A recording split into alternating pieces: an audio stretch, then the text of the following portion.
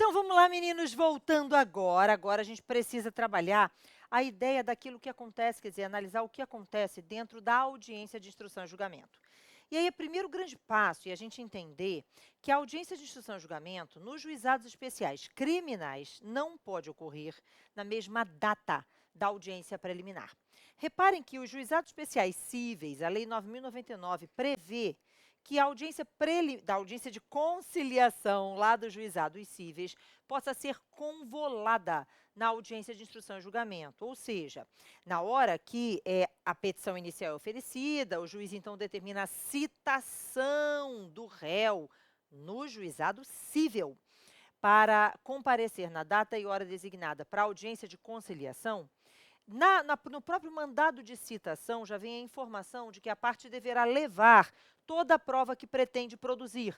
Então, se tem testemunhas para serem ouvidas, etc, etc. Enfim, por quê? Porque pode ocorrer da audiência preliminar no juizado especial cível ser convolada na audiência de instrução e julgamento. Então, no juizado cível é muito comum, por exemplo, que a audiência de conciliação aconteça de manhã e aí a parte já fica na parte da tarde, não tendo havido acordo, para acontecer a audiência de instrução e julgamento. Isso, gente, é no cível. No criminal não é possível, por um motivo óbvio. Ainda não há denúncia. Reparem que no dia da audiência preliminar, o que nós temos é a possibilidade de conciliação e de transação antes do oferecimento da denúncia ou queixa. Eu nem sei se haverá denúncia ou queixa, né? Então, o que você tem aqui é que o indivíduo ainda não foi acusado, ainda não existe uma petição inicial. Eu não posso, portanto, submeter esse indivíduo, né? E aí vamos apagar aqui toda essa anotação que a gente fez para você entender. Espera aí, olha só. Eu não posso pegar esse indivíduo que acabou de ser denunciado ou querelado e obrigar que ele agora saiba quem são as testemunhas do caso, etc. e tal. Então, na verdade, gente, essa convolução, se ocorrer, gera nulidade. E a hipótese é de nulidade absoluta por cerceamento de defesa, né? Porque você não está viabilizando que a parte, tomando conhecimento da imputação contra ela formulada, que ela possa, na verdade, avaliar, verificar, pensar em quais seriam as testemunhas a serem arroladas, etc. Então, no juizado especial criminal, não é possível convolar a audiência preliminar em audiência de instrução e julgamento, ok? Então, o que você terá será a audiência preliminar numa determinada data, com a tentativa de conciliação, se não for possível, a análise da transação penal, se não acontecer, aí então todos saem intimados dessa audiência preliminar para a realização, em uma outra oportunidade, da audiência de instrução e julgamento. Beleza. Aí, o que vai acontecer no dia da audiência de instrução e julgamento? Preciso que você preste atenção, porque, novamente, o artigo 98, inciso 1º da Constituição, ele estabelece o seguinte: serão criados juizados especiais cíveis e criminais, e no caso dos juizados especiais criminais, para fins de conciliação e transação nas infrações de menor potencial ofensivo. Então, o que a Lei 9.099, o que a Constituição pretende, é a justiça penal consensual. Então, de preferência, que seja firmado o acordo. O momento oportuno para conciliação e transação é a audiência preliminar.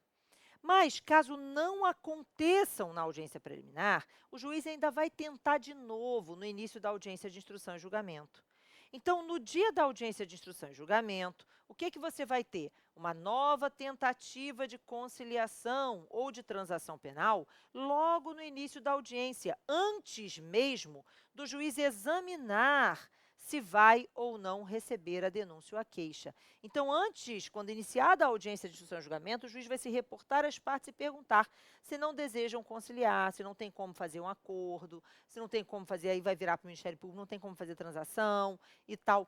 E aí, se for possível, beleza, acontece ali essa conciliação, acontece ali essa transação, e o que você tem, então, é a extinção do procedimento. Reparem que, regra geral, a transação penal é dita mitigação do princípio da obrigatoriedade ou discricionariedade do MP. Mas ela pode acontecer depois que a denúncia já foi oferecida. Quando isso acontece, muita gente fala que a transação penal é mitigação do princípio da indisponibilidade. Ficou claro? Da mesma forma, reparem bem, gente, a renúncia ao direito de representação, em regra, não seria causa extintiva da punibilidade, né? E a gente sabe que a vítima que representou, a vítima que representa, ela pode se retratar da representação até, regra geral, até o oferecimento da denúncia. Bom, a primeira exceção a essa regra de que a vítima pode se retratar da representação até o oferecimento da denúncia, a principal exceção está na Lei Maria da Penha. Porque na Lei Maria da Penha, o artigo 16 diz que se o crime praticado contra a mulher no âmbito doméstico e familiar, que não tem nada a ver com juizado, né? Mas se a infração praticada contra a mulher no âmbito doméstico e familiar for de ação pública condicionada, a vítima pode se retratar da representação em uma audiência especialmente designada para essa finalidade, até o recebimento da denúncia. Então, vejam, artigo 25 é a regra, né? Artigo 25 do Código de Processo Penal. A retratação da representação é até o oferecimento da denúncia. Mas é possível que ela ocorra depois que a denúncia já foi oferecida, desde que ela não tenha sido recebida, na Lei Maria da Penha, né, quando o crime for de ação pública condicionada. Mas aí tem que ter a tal audiência especial, que a vítima tem que requerer, viu? O juiz não marca de ofício, não. Agora, no juizado especial tem uma outra exceção. Porque, veja, no juizado especial não é possível a conciliação na audiência de instrução e julgamento, no início. Então, é uma conciliação depois que a denúncia foi oferecida. Então, eu tenho aqui também uma possibilidade de retratação da representação depois do oferecimento da denúncia. Agora, lembrando sempre que ela está antes do recebimento, não é verdade? Então, veja só, primeira coisa da audiência de instrução e julgamento, uma nova tentativa de conciliação ou transação penal. Se não for possível, agora o advogado terá a palavra para a defesa preliminar oral, ok? Então, o advogado tem a palavra para uma defesa oral. Na verdade, gente, é tal qual fosse a resposta à acusação. Só que a resposta à acusação não existia quando a Lei 9.099 foi criada. A Lei 9.099 é que fez o certo, ela dá a chance do advogado falar antes da denúncia ser recebida, viu? Agora, a defesa é oral. Não acredito que a prova da OAB colocasse uma resposta à acusação no juizado, porque isso seria objeto de discussão, para começar a sustentar uma nulidade, porque no juizado a possibilidade do advogado se manifestar é anterior ao recebimento da denúncia, né? Então, a gente poderia sustentar, olha só, se não foi dada a palavra ao advogado, se não foi dada a oportunidade do advogado apresentar uma defesa preliminar oral, veja, isso poderia ser causa de nulidade. Então, essa é a primeira grande discussão. A segunda é que, realmente, a Lei 9.099, ela prevê uma única audiência de instrução e julgamento, célere, em que todos os atos acontecem. Então, tecnicamente, no juizado, não tem isso de citar o réu para apresentar a resposta e depois marcar a audiência. Veja, essa resposta é apresentada dentro do contexto da própria audiência. Então, eu não acredito que uma resposta à acusação caísse no juizado, mas a gente tem que estar preparado para fazer, e se depois, na aula de resposta, nós vamos trabalhar isso, tá bom? Tranquilo? Se aparece, a gente vai fazer ou não? Vai fazer assim mesmo, mas vai sustentar a nulidade, porque o procedimento da Lei 9.099 não foi respeitado, tá bom? E lembrando, gente, toda vez que um procedimento não for respeitado, nulidade. Não foi respeitado? Nulidade, tá? Mas, de fato, voltando para cá, de fato, realmente, né, a defesa preliminar oral, ela vai ocorrer no início da audiência de instrução e julgamento, depois da tentativa de conciliação e de transação, mas antes do recebimento da denúncia.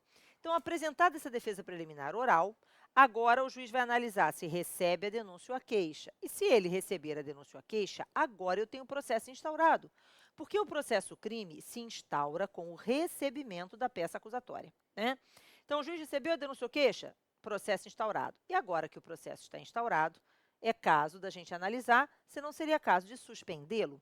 Reparem, eu não posso, gente, suspensão condicional do processo. Eu posso suspender um processo que não existe? Não, eu preciso que o processo esteja instaurado para que ele seja suspenso.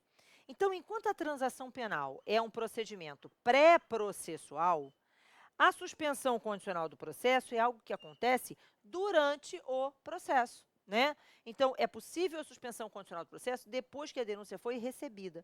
É muito comum que o Ministério Público ofereça a denúncia já com a proposta de suspensão condicional do processo. E aí, se for recebido, se for aceita, o juiz vai receber a denúncia e vai suspender aquele caso.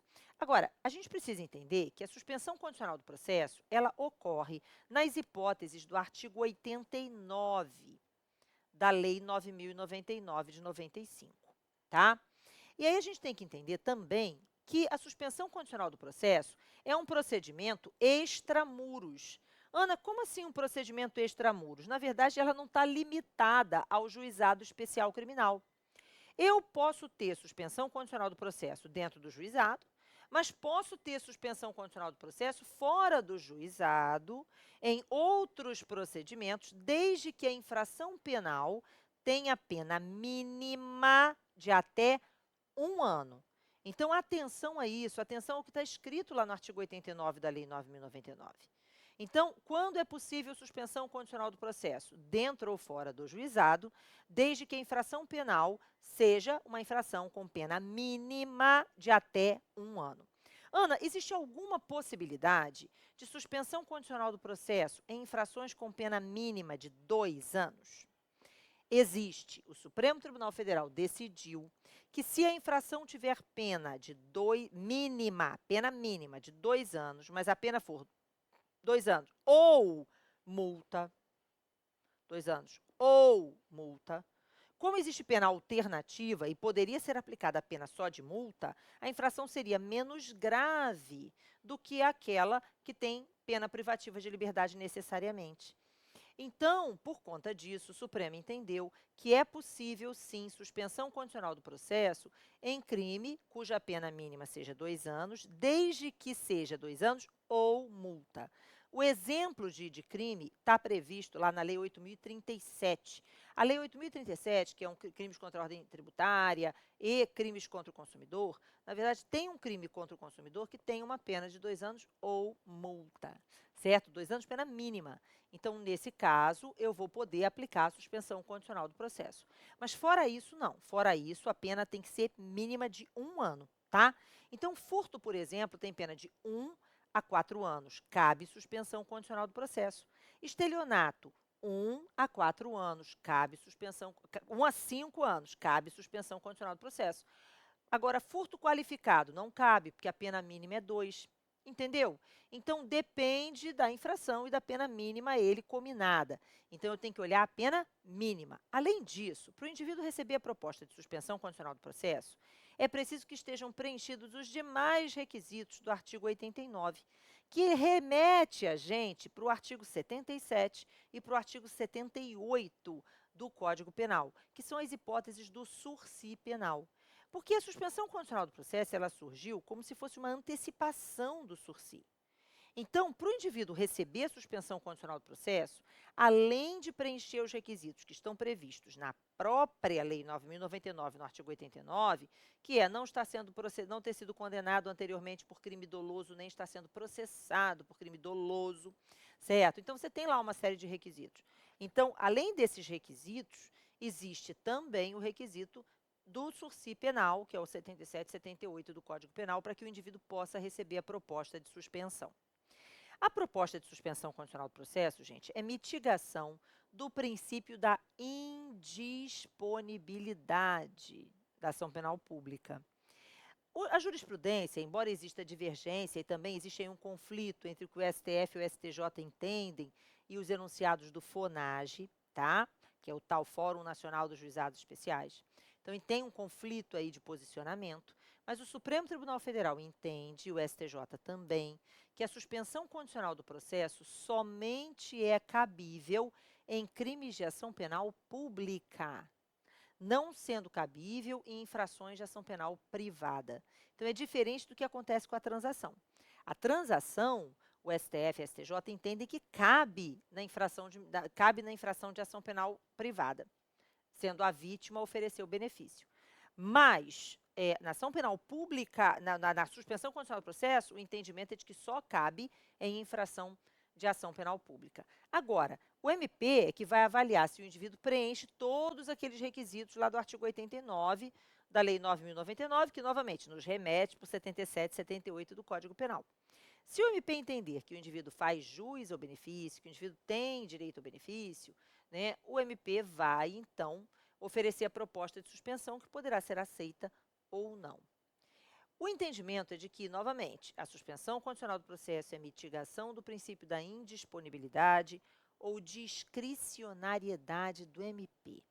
Isso significa que, se o promotor de justiça não aplicar o benefício, o juiz deve aplicar o artigo 28 do Código de Processo Penal e remeter ao Procurador-Geral de Justiça. Na verdade, gente, esse é o teor da súmula que nós já mencionamos em relação à transação, que a gente também pode usar ela para transação.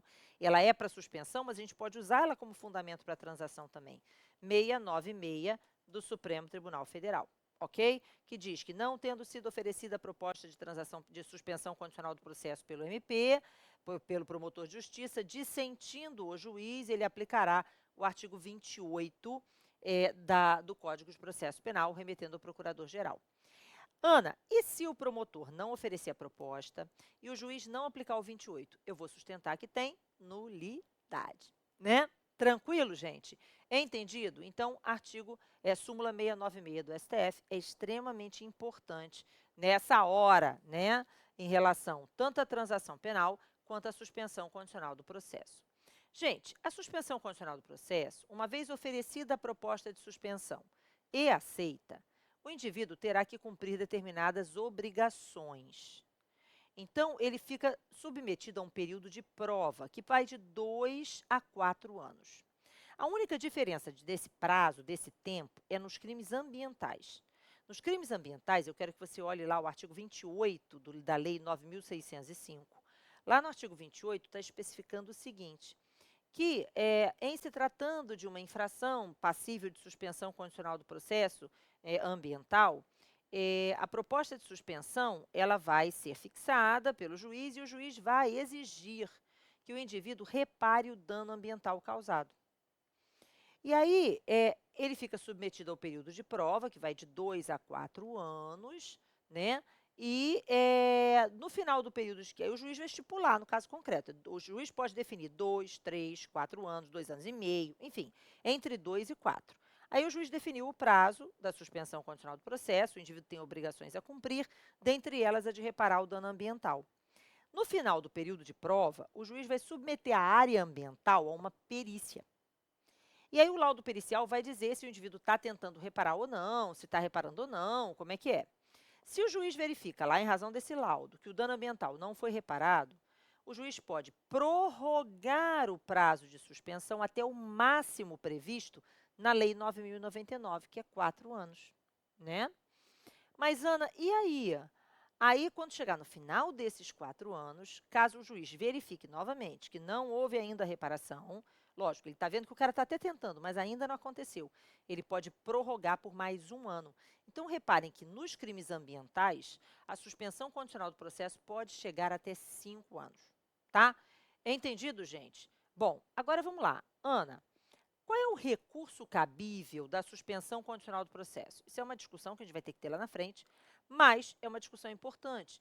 Por quê? Porque da decisão que nega a suspensão condicional do processo, o que eu tenho é, na verdade, uma decisão interlocutória simples. E aí o processo continua, né? Então, tem gente que vai dizer, olha, deve ser habeas corpus. Tem gente que vai dizer assim, não, é para usar rese, porque a gente deve aplicar para a suspensão condicional do processo o inciso do recurso em sentido estrito que tratava da suspensão condicional da pena e tal. Então, existe um conflito aqui de entendimento a respeito do recurso, mas que a gente vai analisar oportunamente. Mas, num primeiro momento, a discussão é se seria caso de habeas corpus, quando negada a suspensão, ou se seria recurso em sentido estrito. Bom, hipótese número 2. Se o juiz concede a suspensão condicional do processo, o processo fica suspenso. Aí eu tenho uma interlocutória mista não terminativa. Nesse caso, qual é a consequência disso?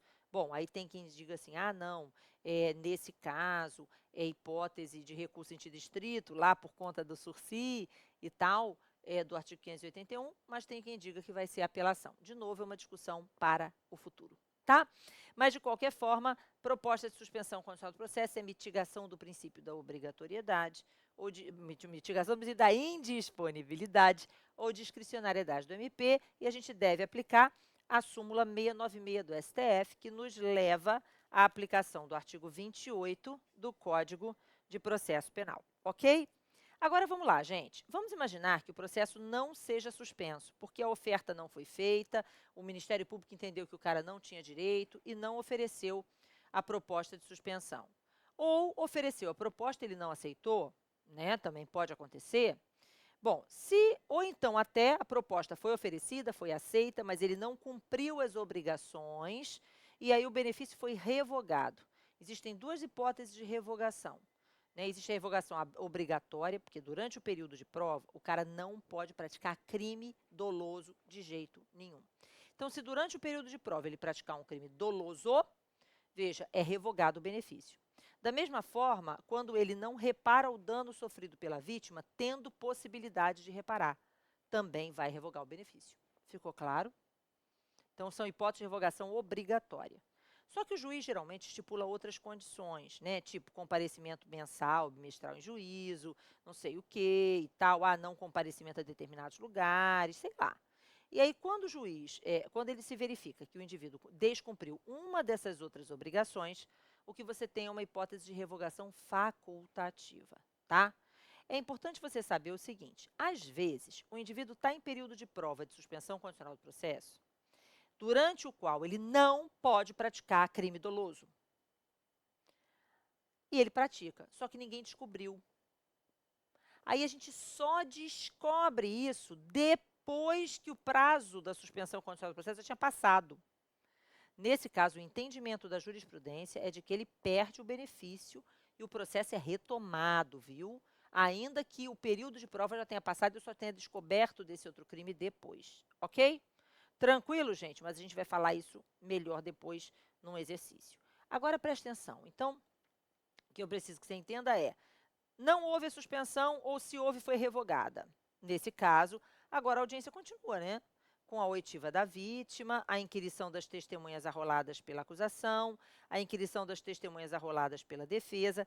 Em relação ao número de testemunhas, no rito da Lei 9.099, existe uma discussão. Tem quem defenda que são 5 testemunhas, tem quem defenda que são 3, ok? Então, tem uma divergência. A posição majoritária é de que são 5. Por quê? Porque quando ocorre deslocamento da competência, tipo, precisou de uma perícia, o processo vai ser remetido para a vara criminal, não vai adotar o rito sumário, e aí o rito sumário não são 5, né? Então, tem essa discussão, se são 5 ou se são 3, tá? Mas é importante que você saiba que tem a discussão, 5 ou 3, mas enfim.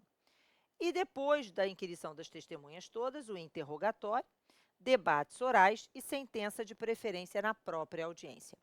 A Lei 9.099 não prevê memoriais escritos, mas nós sabemos que em todos os procedimentos é possível a substituição dos debates orais por memoriais. E aí, porque a gente vai aplicar subsidiariamente o Código de Processo Penal, né? Então, é possível a conversão dos debates orais em memoriais escritos, certo? E depois o juiz vai proferir sentença da qual caberá a apelação da Lei 9.099, lá do artigo 82 da Lei 9.099 de 95, apelação essa interposta dentro do prazo de 10 dias, tá? Entendido, gente? Nós vamos falar muito mais sobre essa questão do juizado ao longo do nosso curso, principalmente quando a gente estiver falando de queixa-crime e depois das teses defensivas, tá bom? Um beijinho, até a próxima aula.